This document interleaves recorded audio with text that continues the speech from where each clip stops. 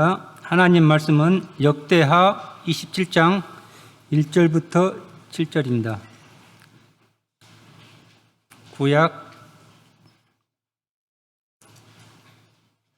692쪽입니다.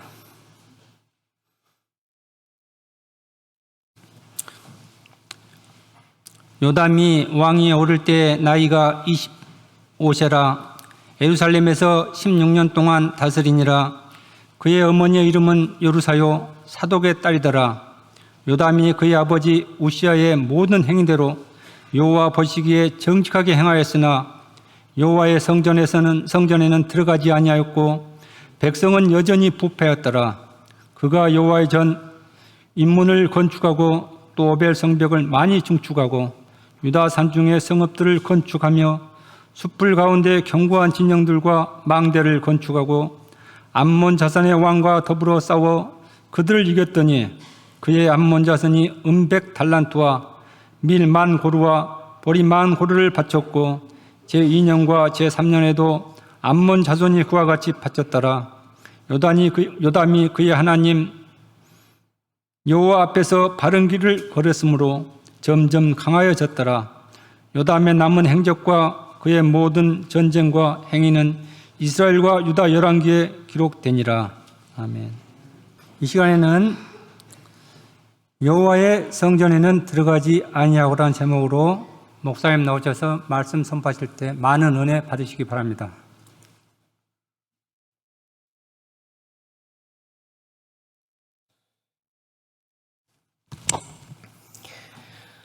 다 같이 기도하겠습니다. 하나님 감사합니다. 거룩한 주일 우리에게 허락하시고 또 이 자리에 모여 하나님의 그 말씀으로 우리 자신을 발견케 하시니 진심으로 감사를 드립니다. 빛되신 말씀을 통하여 오늘 우리의 자신 안에 있는 죄가 드러나게 하시고 철두철미한 시인과 회개가 이루어짐으로 하나님이 기뻐하는 심령으로 변화받을 수 있는 자들 될 수 있도록 주님 인도하여 주시옵소서. 모든 것 주님께 부탁드리며 예수님의 이름으로 기도합니다. 아멘. 추석 명절을 잘 보내셨나요? 엊그제가 새해인 것 같은데 벌써 한 해의 결실을 돌아보게 되는 추석이 되었습니다. 3년이라는 긴 코로나의 터널을 지나 추석을 맞이하게 되니 지금까지 지켜주시고 또 함께 해주신 하나님의 그 은혜가 참 감사하게 느껴지는 것 같습니다. 사랑하는 성도 여러분, 남을 올 한 해 우리가 새해보다도 더 영적으로 하나님께 가까워지고 믿음이 자라며 하나님과 이웃과 교회를 사랑하는 그 시간들로 채워나가길 소망합니다. 그리고 더 나아가 하나님의 뜻이 성취되고 하나님의 나라가 충만하게 임할 수 있는 또 저와 여러분 되길 주님의 이름으로 축원합니다. 오늘 이 말씀에 보면은 그 요담이라는 왕이 나옵니다. 남유다의 왕 중에 한 사람이었습니다. 25세라는 나이에 유다의 왕이 된 그는 오늘 성경에 있는 말씀과 같이 여호와 보시기에 정직히 행한 자였습니다. 그러니 하나님을 의지하고 누구보다 하나님을 믿고 또 겸손한 가운데 하나님의 말씀대로 살려고 몸부림치는 사람이었습니다. 그는 여호와의 성전을 보수하였습니다. 그리고 성벽을 증축하였고 하나님의 그 나라가 강성해지고 또 그 모든 것이 평화로워지니 또 잘 되는 그 역사도 임하게 됩니다. 그러나 그에 대하여 성경은 또한 이렇게 말씀하고 있습니다. 오늘 2절에 있는 말씀인데 다 같이 한번 읽겠습니다.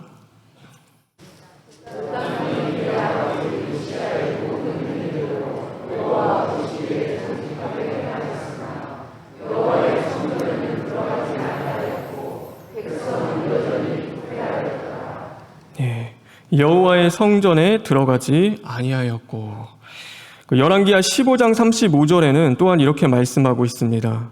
오직 산당을 제거하지 아니하였으므로 백성이 여전히 그 산당에서 제사를 드리며 분향하였더라. 그러니까 이것이 무슨 말이냐면 요담이라는 왕은 살아있는 동안에 하나님이 계시는 그 성전에를 들어가지 않은 겁니다. 그러니까 평생 그가 어디서 예배를 드렸냐면 이 산당이라는 데서 예배를 드리고 하나님의 성전에는 들어가지 않았습니다. 그렇다고 그가 그러면 우상을 섬기는 자였는가? 정말 하나님이 싫어하시는 바알을 섬기는 자였는가? 그렇진 않습니다. 보면은 오히려 하나님은 6절에 이 다음과 같이 말씀하고 있습니다. 오늘 6절의 말씀인데 제가 읽어드리겠습니다. 요담이 그의 하나님 여호와 앞에서 바른 길을 걸었으므로 점점 강성하여졌더라.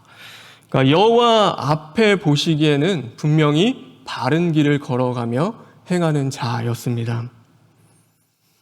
그럼 우상을 섬긴 것도 아니고 그의 안에 믿음이 없는 것도 아닌데 왜 성전에 들어가지 않고 산당에서 예배를 드렸을까요? 그것은 바로 아버지 우시야 때문이었습니다. 이 우시야는 정말 훌륭한 왕이었습니다. 그래서 누구보다 하나님의 나라를 위하여 헌신하고 충성하는 사람이었습니다. 블레셋과의 싸움에서도 큰 승리를 거두고 또 그 블레셋이 가지고 있는 주요 도시들을 점령하기도 하고 또 군사 요충지를 건설해서 이방 나라가 쳐들어오지 못하도록 그 나라를 지켜내는 일도 했고 또 나라가 평화로워지니까 그 풍요의 시대를 누릴 수 있게 했던 왕이 이 우시야라는 왕이었습니다. 그런데 그렇게 하나님의 나라를 위하여 충성되고 헌신했던 우시야 왕을 하나님께서 나병으로 치신 것입니다. 그러므로 그가 죽는 날까지 별실에 머물러 격리되는 그 삶을 살아야 했습니다.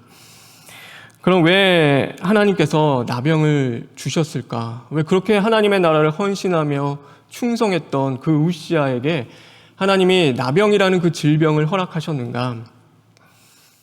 하나님이 주시는 그 직분들이 참 많이 있습니다. 구약에 보면은 왕이라는 직분도 있었고 선지자라는 직분도 있고 제사장이라는 직분도 있습니다. 그래서 왕은 왕으로서의 직분을 감당해야지 선지자와 이 제사장의 직분을 감당할 수 없게 되어 있습니다. 그래서 왜 그렇게 하셨냐면 그 인간의 안에 있는 그 죄성, 그 교만함 때문에 인간이 타락할 것을 하나님이 아셔서 그렇게 구별하신 것입니다. 그래서 이 왕이 제사장직을 담당하지 못하고 이 선지자로서의 역할을 감당할 수가 없었습니다. 만약에 그가 이 육적으로 모든 것을 가지고 있는데 이 영적인 것까지 그 힘과 권력을 가지게 되면 그는 하나님을 버리고 타락하게 되는 것입니다. 언제 그 일이 벌어졌냐면 이 중세시대에 그 일이 있었습니다. 그래서 교황이라는 한 사람이 세속적인 그 권력을 다 가지고 교회의 권한까지 함께 가지게 됩니다. 그러니까요, 이 왕도 함부로 얼 수 없는 자리, 그 무소부지한 그 자리에 그가 앉게 됩니다. 그럼 교황이 그것을 가지고 정말 하나님의 말씀대로 나라를 잘 다스렸나? 그렇진 않습니다. 타락의 길을 걸어갔고 암흑의 시대가 도래할 수밖에 없었습니다. 그래서 왕은 언제나 이 선지자를 통하여서 하나님의 가르침을 받아야 했고 하나님의 그 책망의 말씀, 훈육의 말씀을 언제나 그가 들어야 했습니다.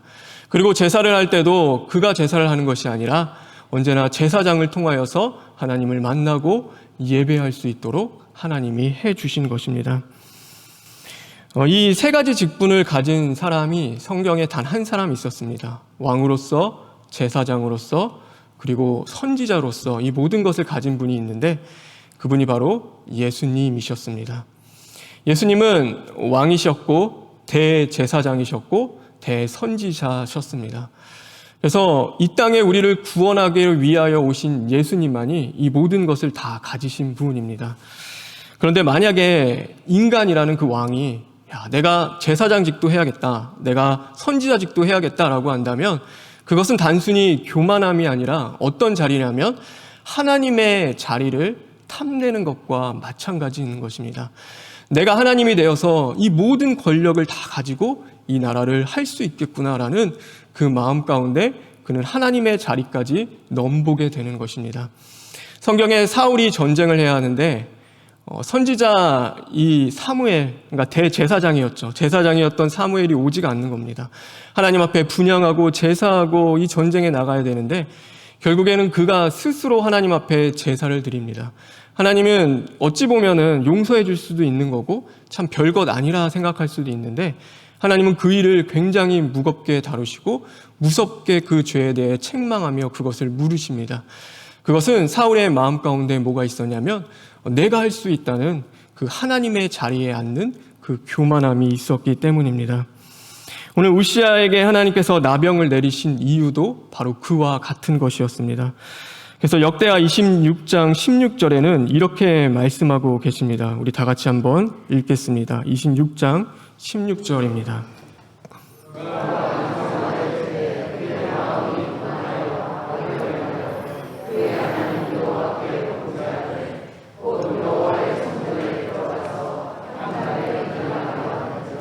왕이 여호와의 성전에 들어가 향단에 분향하려 한지라. 하나님은 그것을 범죄로 보신 것입니다.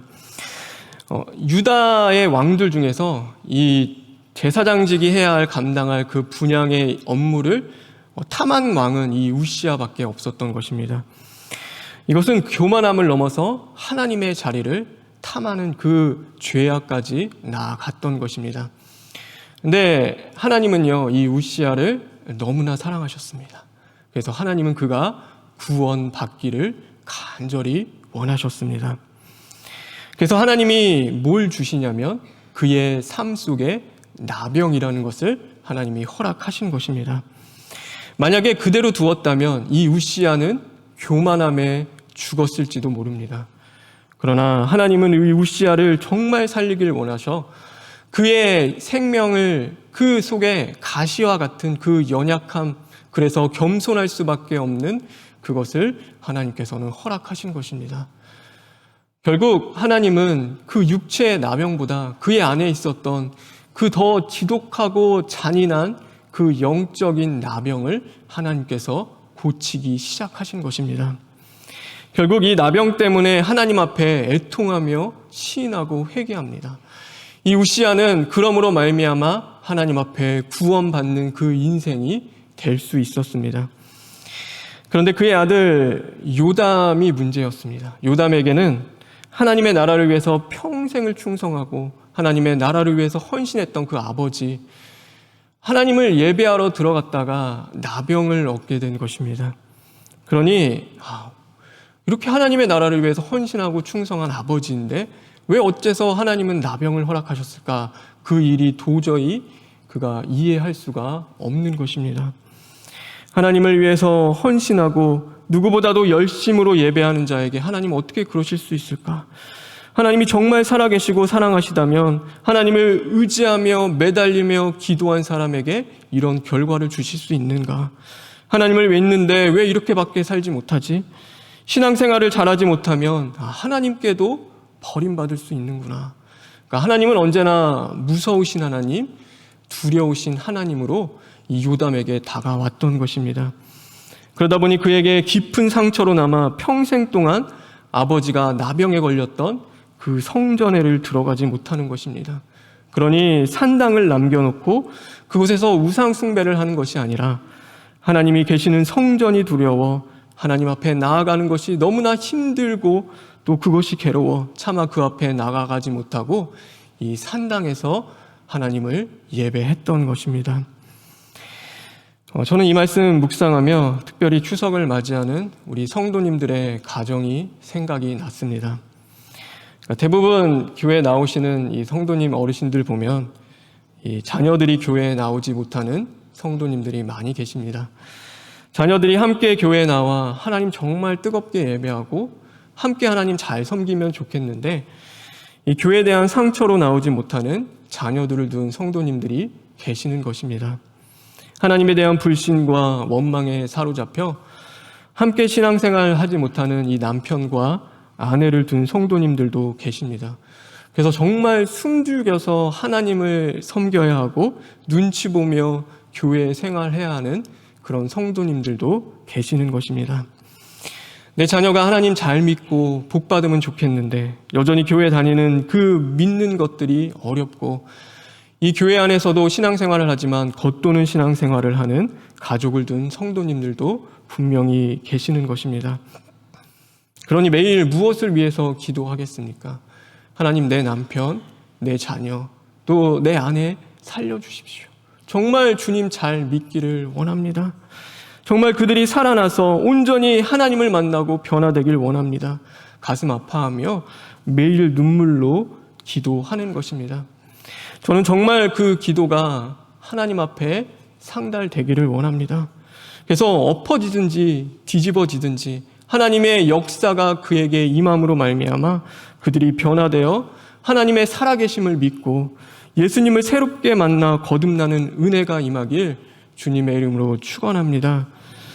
정말 그러면 우리는 무엇을 해야 할까요? 우리는 그 변화를 위한다면 우리는 어떻게 해야 합니까? 이 창세기에 보면은 이 야곱이라는 인물이 나옵니다. 그 야곱이 이 자신의 모든 식솔과 가족들을 데리고 이제 그 고향으로 돌아오는 것입니다. 그런데 이 고향으로 돌아올 때 이 야복 강가에서 이 기도로 밤새 이 야곱이 씨름을 합니다. 그러면은 내가 이렇게 기도했으니까 하나님 정말 이 상황을 변화시켜 주시겠지. 이 상황이 지금 어떤 상황이냐면 에서가 장정 400명을 끌고 이 야곱에게 오는 상황입니다. 이 당시 400명 정도 끌고 왔다는 것은요, 전쟁하려고 끌고 오는 겁니다. 그냥 끌고 오는 것이 아니라 남자 장정만 400명은 내가 야곱과 오늘 전쟁하겠다라는 그 마음으로 오고 있는 것입니다. 그럼 야복 강가에서 하나님 앞에 정말 눈물을 흘리며 그가 그 기도로 씨름하며 했으면 하나님 상황을 변화시켜 주시고 이제 좀 달라졌을까 하면은요, 달라진 게 없습니다. 아침에 여전히 에서는 그 많은 사람들을 끌고 이 야곱과 전쟁하러 나오는 중이었고 이 모든 것 그 상황은 달라지지 않았습니다. 그런데 이 나중에 보면요, 이 결국 만나게 돼서 누가 변하냐면 이 에서가 변하기 시작합니다. 이 에서가 전쟁하려고 왔던 에서가요, 이 야곱 만나고 돼서 이 눈물로 용서를 구하는 그 야곱을 보고 그를 용서하게 되고 이 가축과 모든 것을 다 드리겠습니다. 형을 위해 준비했습니다. 그걸 내어놓았을 때 아니, 나 이 가축 필요 없다. 이거 받지 않아도 된다. 이제는 그냥 나와 함께 영원히 거하자. 이 에서가 완전히 용서와 화해하는 사람으로 변하기 시작하는 것입니다. 그럼 에서의 변화가 어떻게 일어났을까? 어떻게 그가 그렇게 변화할 수 있었을까? 이 야곱이 야복 강가에서 기도로 씨름합니다. 정말 그가 기도하면서 그의 절실한 기도 제목은 무엇이었을까요? 우리 형 좀 변화시켜 주십시오. 우리 형이 정말 변했으면 좋겠습니다. 나를 죽이려고 지금 달려오는데 그 마음의 긍휼과 자비를 좀 허락하셔서 하나님 나를 불쌍히 여기실 수 있도록 우리 형을 좀 변화시켜 주십시오. 그 마음 가지고 밤새 기도하며 씨름했을 것입니다. 그런데 놀라운 것은 하나님이 어떻게 응답하시냐면 이 에서를 하나님이 털끝 하나 건드리지 않으십니다. 이 에서를요, 하나님이 쳐다보지 않으십니다. 그리고 하나님께서 밤새 붙들고 씨름한 사람은 누구입니까? 이 에서가 아니었습니다. 바로 밤새 붙들고 씨름한 사람은 정말 변하길 원해서 형을 위하여 기도했던 이 야곱을 하나님께서 밤새 붙들고 씨름하시는 것입니다. 그리고 이 야곱을 변화시키십니다. 정말 남의 발목을 붙잡는 그 인생에서 성경에 보면 거룩한 이스라엘로 그를 변화시키는 것입니다. 우리가 기도할 때 우리의 배우자를 놓고 기도합니다. 우리의 자녀를 놓고 하나님 앞에 기도합니다. 내 부모를 놓고 우리는 기도합니다. 하나님, 정말 우리 남편, 우리 아내, 또 우리 부모님이 변했으면 좋겠습니다. 하나님 잘 섬기고 그 안에 믿음이 생겨나고 정말 복받는 심령이 되길 원한다고 우리는 기도하는 것입니다. 그럼 하나님은 어떻게 응답하실까요? 그래, 너의 기도를 들었으니 내가 이 사람을 변화시켜 줄게. 정말로 그 사람이 완전히 바뀔 수 있도록 변화시켜 줄게. 하나님은 그렇게 응답하지 않으십니다. 하나님은 그 기도하는 사람을 먼저 변화시키시는 것입니다. 아내가 남편을 위하여 기도합니다. 우리 남편이 우리 가정을 좀 사랑했으면 좋겠습니다. 귀하게 여기고 소중히 여기고 아내를 사랑하고 또 자녀를 사랑하는 남편이 되길 원합니다. 그것을 놓고 하나님 앞에 기도하는 것입니다. 하나님은 그 남편 절대 건들지 않으십니다. 그 남편과 상관하는 것이 아니라 그 기도로 씨름하는 그 사람과 하나님은 상관하시며 찾아오십니다. 그리고 그 아내를 먼저 변화시키시는 겁니다. 남편을 존중할 수 있는 아내로, 남편을 먼저 사랑으로 품을 수 있는 그 아내로 하나님이 변화시키는 것입니다. 우리가 자녀가 정말 하나님 잘 믿기를 원하시죠. 그래서 하나님 믿기 원한다고 우리는 기도합니다. 그것을 놓고 늘 애통하며 하나님 앞에 부르짖고 기도하는데 하나님이 누구를 변화시키냐면 그 기도하는 부모를 먼저 변화시키시기 시작하는 것입니다. 너 왜 교회 안 나가니? 그 조급해하고 닥달하며 이제는 좀 믿었으면 좋겠는데 그 화를 내는 부모가 이제는 상한 갈대와 같은 그 자녀를 바라보며 자신의 상한 심령을 발견되고 긍휼히 여기고 불쌍히 여기며 참고 기다려주고 사랑으로 품어주고 이제는 심장으로 품고 함께 나아갈 수 있는 그 자녀를 심장으로 품을 수 있는 부모로 변화시켜 주시는 것입니다. 제가 자녀를 키우면서 가장 많이 깨닫게 되는 것은 정말 제가 말로 하면요, 아이들은 고치거나 변화되는 것이 없습니다. 그래서 언제나 말뿐입니다. 제가 이렇게 얘기를 해도 상황은 바뀌지 않습니다. 그런데 언제 그 아이들이 변하냐면 이렇게 보고 있으면은 제가 먼저 고치고 제가 먼저 변하기 시작할 때 이 아이들이 그것을 보고 있습니다. 그리고 그 아이들이 변하기 시작하는 겁니다. 제가 이렇게 목회를 하며 설교를 하는데 제가 은혜 받지 못하는 말씀, 제가 먼저 이 말씀으로 회개하지 않고 또 이 말씀 가운데 제가 먼저 행하지 않는 그 말씀 가운데서는요, 성령님이 역사하지 않을 때가 너무나 많이 있었습니다. 그래서 제 지식으로 가서 이렇게 하면은 하나님 말씀 전할 수 있겠다라고 하는데 그거 하나님이 다 무너지게 하십니다. 그럴 때 언제 그러면은 일어나냐면 이 말씀 성도들에게 전하는 말씀이지만 하나님이 나에게 하시는 말씀이구나. 내가 정말 먼저 변화받고 회개하며 그 말씀을 준비할 때 하나님은 그 안에서 은혜를 허락해 주시기도 합니다. 성도님들이 정말로 성령의 역사하심으로 우리 아내가 변하기를 원한다면 내가 먼저 변하고 우리 남편이 변하기를 원한다면 내가 먼저 변할 수 있는 저와 여러분 되길 주님의 이름으로 축원합니다. 그래서 하나님의 역사는 정말로 우리 남편 좀 하나님 잘 섬기고 변했으면 좋겠는데 그걸 놓고 기도하다가 내 죄가 발견되어지고 그 남편 앞에 가서 나의 죄를 고백하며 여보 내가 당신에게 너무 못했지, 내가 너무 모질게 굴했어, 여보 미안해, 용서해줘, 내가 참 하나님을 섬긴다고 하는데 하나님을 섬기는 자의 모습을 보이지 못해서 정말 미안해, 그 용서하는 그 마음으로 나아갈 때 이 남편이 정말 하나님이 역사하셔서 변화시켜 주시는 것입니다. 그래서 도대체 하나님이 누구시길래, 말씀이 뭐길래 우리 아내가 변하기 시작했지? 그래서 감동, 감화를 그 마음에 넣어주시고 하나님이 또한 그도 변화시켜 주시는 것입니다. 야곱은 전심으로 이 에서가 변하기를 원했습니다. 그래서 하나님이 하신 일은 에서의 변화를 위하여 기도하는 야곱을 먼저 회개시키시고 또 그 회개 가운데 야곱을 먼저 변화시키는 그 일을 하나님이 하신 것입니다. 그리고 변화된 야곱을 보고 누가 변하냐면 이 에서가 변하는 것입니다. 그래서 언제나 회개, 변화는 나의 변화부터, 나의 회개부터 이루어져야 하는 것입니다. 아버지의 회개를 보고 자녀가 변하는 것이고 남편의 변화를 보고 아내가 변하는 것입니다. 목사가 회개하며 성도들 앞에 나아갈 때 성도가 달라지기 시작하는 것입니다. 그럼 야곱은 어떻게 변했는가? 정말 이 야곱이라는 인물이 변했을까? 이 야곱이 전에는요, 장자의 명분을 빼앗고 속여서 이제는 형한테 죽게 생겼으니 그 자기 살기 위해서 도망치던 사람이 바로 이 야곱이었습니다. 근데 이 야곱이 돌아오는 길에 이 자신의 식솔들과 자녀들을 이렇게 그룹을 나누어 보냅니다.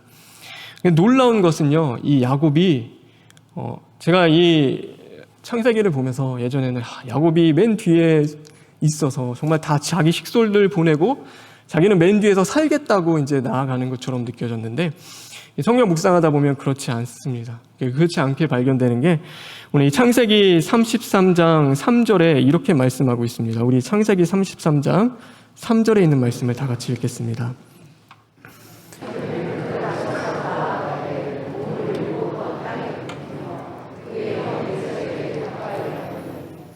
자기는요 식솔들을 먼저 가고 자기는 맨 뒤에서 목숨 부지하며 가는 것이 아니라 자기는 그들 앞에서 나아가되, 그러니까 앞서 그들 앞에서 나아갔던 것입니다. 야곱이 목숨이 위태로웠던 그 순간 가족을 살려야겠다고 이 저는 다리를 끌고 에서의 앞을 막아선 것입니다. 내 아버지가요 가족을 지키기 위해서 그 온전치 못한 다리를 끌고서는요 가장 위험한 앞의 자리로 나아가는 것입니다. 그것을 누가 보냐면 자녀들을 보고 에서가 본 것입니다. 이때 야곱은요 이 구원받은 그 은혜가 그의 안에 흘러넘치고 구원받은 사람으로서 변화받은 것입니다. 예수님은요 우리의 뒤에 계시지 않으셨습니다. 예수님은 언제나 뒤에서 야, 너 말씀 들고 이 십자가 들고 나가서 영적인 싸움해라. 하나님의 나라를 이루어라 라고 예수님은 우리를 보내시지 않습니다. 예수님은 언제나 어디 계시냐면 우리의 맨 앞에 계셨습니다. 고난의 앞에 계셨고 십자가의 앞에 계셔서 우리를 따라오라고 말씀하시는 분이 바로 우리가 사랑하고 믿고 의지하는 예수님이신 것입니다. 그래서 우리의 보호자가 되시고 구원자가 되시며 그 길을 앞서 인도하시는 분이 바로 하나님이셨고 예수 그리스도이신 것입니다. 그래서 내가 죽더라도 내가 이 자녀들은 살려야겠구나, 내가 이 가족들은 살려야겠구나, 그 앞에 서서 그 모든 것을 막아내며 그 나아가는 그 모습 속에서 이 누구를 봤냐면 예수 그리스도의 표상을 그들이 보기 시작하는 것입니다. 아버지의 그 모습을 보고 그래서 이 자녀들이 변하기 시작합니다. 요셉이 애굽에 팔려가 이 총리가 되었을 때 그 원망하는 마음이 참 많이 있었겠죠. 어떻게 형들이 나를 팔 수가 있을까? 어떻게 나를 이렇게 모진 곳에 보낼 수가 있을까? 그러면서 원망과 불평에 사로잡힐 것 같은데 이 요셉이 그렇지 않습니다. 요셉이 형들을 원망하는 것이 아니라 창세기 45장 7절에 보면은 이렇게 말씀하고 있습니다. 하나님이 큰 구원으로 당신들의 생명을 보존하고 당신들의 후손을 세상에 두시려고, 우리 다 같이 한번 읽어볼까요? 시작. 하나님이 나를 먼저 보내셨구나. 우리 형제들을 구원하기 위하여, 우리 가정을 구원하기 위하여 하나님의 큰 그림과 역사 속에서 하나님 어떻게 우리 아버지에게 나병을 주실 수가 있죠? 하나님 어떻게 이런 일이 일어날 수 있습니까? 라고 그 원망과 불평에 사로잡히는 것이 아니라 하나님께서 하셨구나. 하나님이 우리 가정을 구하기 위해서 나를 먼저 보낸 것이구나. 그가 그것을 고백하며 깨닫고 감사함으로 나아갈 수 있게 되었던 것입니다. 만약에 이날요 에서가 400명을 이렇게 끌고 왔는데 이 야곱이 그것도 맨 뒤에서 자기 살겠다고 왔다라고 한다면 그렇지, 역시 야곱이지. 야곱은 그 장자의 명분 빼앗고 그 속였던 그 야곱인데 야곱이 변한 게 무엇이 있었을까라고 하며 도리어 오늘도 나를 속이는구나. 이 지금 엎드려서 용서를 구하는 것이 다 거짓이구나. 그때도 나를 속였는데 지금도 나를 속이는구나 라고 하며 이 에서가 야곱을 죽였을지도 모릅니다. 그런데 그의 진정한 변화, 자신이 그 앞에 나와 저는 다리를 이끌고 형 앞에서 7번 절하며 그 온전치 못한 모습으로 엎드려 용서를 구하는 그 모습을 바라봤을 때 정말 내 동생이 변했구나, 달라졌구나. 그것을 그가 깨닫고 그 야곱 한 사람으로 말미암아 누가 변하냐면 이 형 에서도 변하기 시작하는 것입니다. 그래서 자녀들이 변하고 형 에서가 변하는 그 중심에는 이 야곱의 변화가 있었던 것입니다. 오늘 추석을 맞아서 우리의 기도 제목은 항상 있을 것입니다.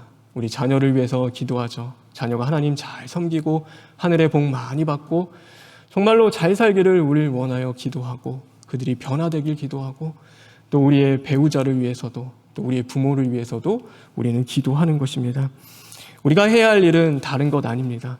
오늘도 하나님 앞에 나아가 하나님과 씨름하며 기도함으로 그 사람이 변하는 것이 아니라 오늘 내가 변화받고 회개하여 하나님의 사람으로, 구원의 사람으로 거듭나야 하는 것입니다. 저도 마찬가지지만 오늘 이 말씀을 함께 듣는 성도님들도 하나님 앞에 씨름하며 나아가고 또 정말 우리가 먼저 변할 수 있는 저와 여러분 되길 주님의 이름으로 축원합니다. 그래서 내가 먼저 변하십시오. 제가 저번 주 신방하면서 참 마음이 아팠던 것은 한 성도님, 권사님 신방하는데 우리가 자녀가 부모를 잃으면 고아라고 얘기하잖아요. 또 어떻게 보면은 남편을 잃으면은 과부라는 그 이름이 있는데 이 자녀를 잃은 그 부모의 심정이 얼마나 아픈지 그 부모를 부르는 명칭이 없다고 합니다. 그만큼 이 자녀를 보내고 마음 아파하며 괴로워하시는데 그러니까 저한테 그런 얘기를 하시더라고요. 꿈에서 그 얼굴을 봤는데 너무 좋더라. 그러니까 목사님 좋은 곳에 갔겠죠. 그러니까 정말 좋은 곳에 갔겠죠. 그 이야기를 저한테 2번이나 하시는데 제 마음이 너무나 아팠습니다. 근데 오늘 이 말씀 묵상하면서 무슨 마음 주셨냐면 산당에 들어가지 못하는 요담이었지만 교회에 들어가고 성전에 들어가지 못하는 요담이었지만 하나님이 그것을 죄로 여기지 아니하시고 그를 책망한 것이 아니라 그래도 기다려주시고 참아주시고 그의 길을 여호와 보시기에 바른 길을 행했다라고 그 말씀을 들을 때 그래 교회에 나가는 것이 다는 아니구나. 하나님이 사람을 구원해 나가실 때 그 사람이 어떤 처지에 있든지 정말 그 중심을 보시는 하나님이구나. 그것이 다시금 깨달아지고 그래 구원은 우리에게 있는 것이 아니고 하나님에 있는 거구나. 그래서 그 사람의 변화는 정말로 나에게 있는 것이 아니라 교회에 있는 것이 아니라 하나님이 역사해 주셔야 하고 성령님의 역사 가운데 있는구나.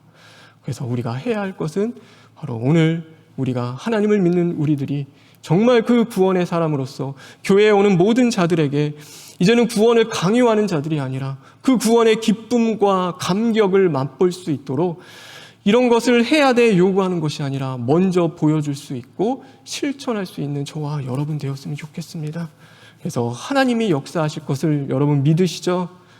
우리의 자녀와 부모와 또 우리의 배우자는 하나님이 변화시켜 주실 것입니다. 여러분 그것을 믿고 나아가야 하는 것입니다. 우리가 할 수 있는 것은 아무것도 없습니다. 오늘도 역사하시는 분은 하나님이시고 우리가 정말 긍휼과 자비를 구해야 할 분은 바로 살아계신 여호와 하나님이신 것입니다. 예수님도 앞서 그 길을 걸어가며 우리에게 보여주셨습니다.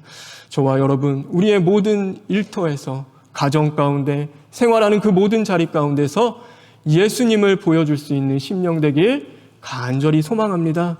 그래서 구원의 사람으로서 살아가고 이 남은 한 해 이제 얼마 남지 않았죠. 그 한 해 동안 정말 내가 하나님의 말씀으로 변화받아서 이제는 가정의 변화를 이끌어내고 오늘 이 교회의 변화를 이끌어낼 수 있는 저와 여러분 되길 주님의 이름으로 축원합니다. 다 같이 기도하겠습니다. 하나님 앞에 기도했으면 좋겠습니다. 하나님 우리 참 기도에 인색했습니다. 하나님 오늘도 정말로 상처와 아픔 가운데 있는 우리 자녀가 있습니다. 하나님 언제나 나는 닥달하기에 바빴고 하나님 그 마음 심장 헤아리지 못할 때 많이 있었습니다. 하나님 그 영혼을 놓고 지금 기도합니다. 하나님 도와주시고 살려주십시오. 하나님 그 영혼이 변하기 전에 오늘 우리가 먼저 변하기를 원합니다. 내 배우자를 믿습니다. 나의 부모님 믿습니다. 하나님 내가 먼저 주님 앞에 회개하고 변할 때 하나님 역사하실 것을 믿습니다 하고 우리 시간 다 같이 기도하겠습니다. 하나님 감사합니다. 하나님 우리는 연약하고 부족합니다. 하나님 우리의 인생 동안에 우리의 힘으로 되지 않을 때가 참 많이 있습니다. 하나님 우리를 구원하시고 도와주시옵소서. 하나님 우리가 사랑하는 그 사람들, 성도들 다 구원받고 천국 갔으면 좋겠습니다. 도와주시옵소서. 주십시오. 하나님 감사합니다. 하나님 나만 받는 구원이 아니라 하나님 우리가 내 사랑하는 가족도 내가 사랑하는 성도들도 함께 천국에 갔으면 좋겠습니다. 천국에서 우리가 함께 만나 주님의 그 기쁨을 누리며 그 감사하며 살아갔으면 좋겠습니다. 하나님 그런데 우리는 너무나 연약하고 힘이 없습니다. 주님 도와주십시오. 그 영혼을 구원하실 그 주님을 우리가 믿사오니 오늘도 그들의 변화를 위해 기도하지만 또한 우리 회개를 위하여 하나님 앞에 전심으로 기도하며 나아갈 수 있는 자들 되게 하시고, 하나님 우리를 통하여 일하실 그 주님을 기대하며 정말로 하나님의 그 은혜와 역사가 임할 수 있도록 주님 도와주시옵소서.